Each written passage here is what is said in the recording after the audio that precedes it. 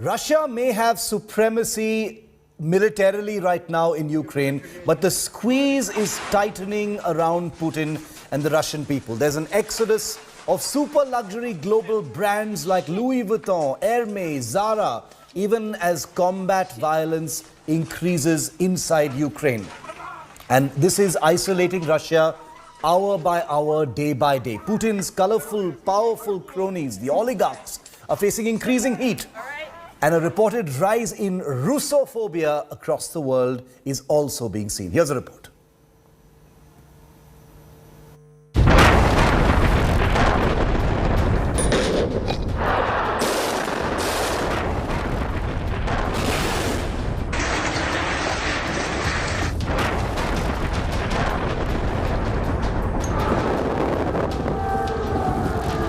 All-out Russian attack bleeding Ukraine. But away from the death, destruction and fire, Moscow is silently bleeding too. While Putin is not personally hit, punitive global sanctions and business boycotts have begun to bite. Russians no longer have access to global super luxury apparel brands. British car maker Bentley, American brands Ford and Coca-Cola are no longer operating in Russia. Global furniture brand IKEA, which shut its shop, saw a massive rush at its outlets in Moscow on the last day of operation, as Russians rushed to own whatever was available. Russian banks are rushing to switch to Chinese card systems. In a rare move, Singapore also sanctioned 4 big Russian banks. Actually, every day, every morning brings some news, some bad news for all Russians and for all Ukrainian people, because the economic pressure from the West continues to Russia. And for example, today all Russians woke up to the announcement by Visa and MasterCard that their cards won't be legal in Russia very soon, and that Visa and MasterCard would withdraw from Russian market, and that our cards won't work outside of Russia. So everybody is like in panic. Putin's alleged cronies, the Russian super rich, are fearing the loss of their yacht and private jets, as well as the freezing of their asset, as Western democracies try and exert pressure, hitting out at oligarchs to make Putin pay for his misadventure in Ukraine. India today has now gained access to the seized Lady M, the super yacht of Russian oligarch Alexei Mordashov. The super luxury yacht is now moored in Imperia. I'm Paolo Vassal and I'm live from Imperia exclusively for India Today.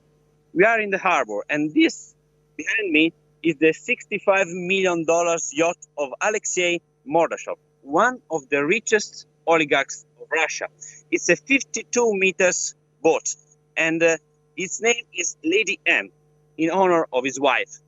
This is one of the yachts that has been taken by European authorities following the sanctions imposed to Russian millionaires. Russia's state-affiliated media also reported rising hate against Russian installations abroad. Vandals allegedly threw blue and yellow paint at this Russian community center in Vancouver, Canada. Bureau Report, India Today. Russian ground troops have launched Mission Blackout, as it's being described by some, in Ukraine, after taking over one nuclear facility after another. The defunct Chernobyl, which is still staffed and maintained by Ukraine, and Europe's largest nuclear facility, Zaporizhia, has also fallen into Russian hands. Putin's forces are now targeting a third nuclear site 120 kilometers from the city of Mykolaiv, which has already been besieged by Russians. According to reports, Russia is trying to throttle power supplies to browbeat the country under siege. Here's a report.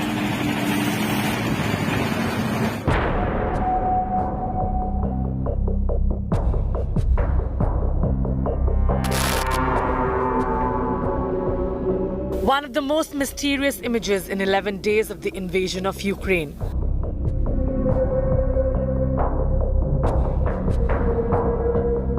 Russian tanks surrounding the site of Chernobyl nuclear disaster. The world wondered what Russia wanted with the ghosts of the world's worst nuclear accident, especially when Ukraine has 4 active and functional nuclear power facilities. Hours after the capture, it was revealed that the Chernobyl site is still staffed and maintained, given it is still hugely sensitive and strategic. And Putin settled any lingering doubts a week later when his forces surrounded and shelled Ukraine's Zaporizhzhia nuclear facility, Europe's largest. Amidst the cat-and-mouse and claim war, the facility is now almost certainly in Russian hands.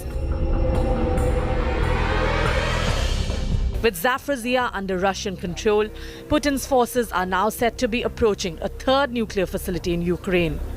The Yuzhno-Kryansk nuclear power plant, 120 kilometers from Mykolaiv, a city which itself has been besieged by Russian forces. The 2 other nuclear facilities at Kaminsky and Rivne are not besieged yet, but could be on target too.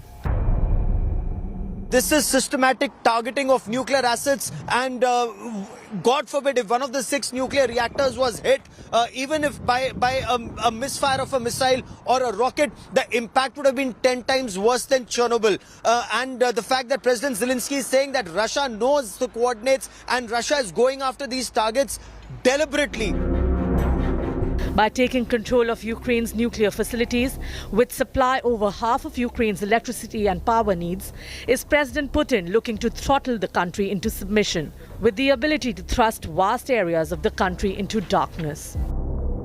If Russia says that they do not want to impact and affect civilians, then this could mean a lot of impact in terms of casualties because of the weather here in Ukraine. Secondly, they've taken over very important key nuclear installations. I was speaking to somebody who keeps a keen watch on what's really happening on the ground and on these facilities, and he said that if anything were to happen to key installations on the east end of Ukraine, it will not just impact Ukraine, it is going to impact Russia. We are now all not calm and asking and frightened. Please, it will take not only about the Ukrainian disaster, but it will take the whole world into this conflict. The capture of Ukraine's nuclear facilities runs parallel to a steady escalation in nuclear temperatures between Russia and NATO. I ordered Defense Minister and Chief of the General Staff to put Russian Army deterrence forces on high combat alert. With Moscow saying it has put its nuclear forces on high alert in response to statements from Ukraine that NATO was getting directly involved in the war. If global heat over the crisis isn't already super high, sections of Russian media have added fuel to the nuclear fire with a sensational suggestion that the United States has secretly supplied Ukraine with weapons-grade plutonium, helping it mine uranium, and looking to turn Ukraine into a nuclear weapons nation. Zaporizhzhia nuclear power plant is the biggest in Europe and the biggest in Ukraine. And so if something bad could happen to the Zaporizhzhia nuclear power plant, it would be a problem not only about Ukraine, it will be a problem in Russia too. Is the world headed towards a major geopolitical meltdown with the nuclear shockwaves between Kyiv and Moscow? With Gaurav Sawant and Geeta Mohan in Kyiv, Bureau Report, India Today.